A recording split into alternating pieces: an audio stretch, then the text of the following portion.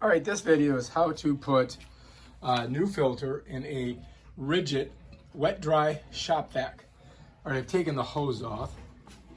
So anyway, what you have to do first is pop the sides, and we're gonna pull this baby off here like this. And I'm just gonna kind of flip it over.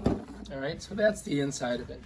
And this is the old filter, which I pulled out, as you can see, and it's a mess. And here's a new filter, and I got these on Amazon, and I got them pretty cheap, and they should fit pretty good on there. They're a little bit bigger than this one, but I think it'll still work. Okay, so that's our old filter. Here's our new filter. And this one's a little bit wider. And all you gotta do is just kind of set it on there, get your foot behind here, and just kind of pop that down right there, and that sets it on.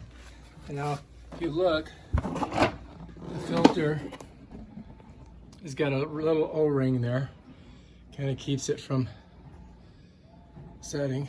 And now we just have to put it inside of here. And we just set this down.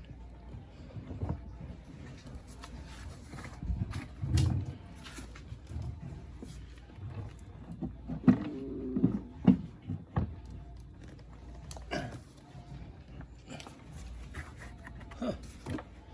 Maybe I got it backwards. There we go. I had it on a, so it goes that way. All right, we're good. So now we got a new filter in there. Looks good.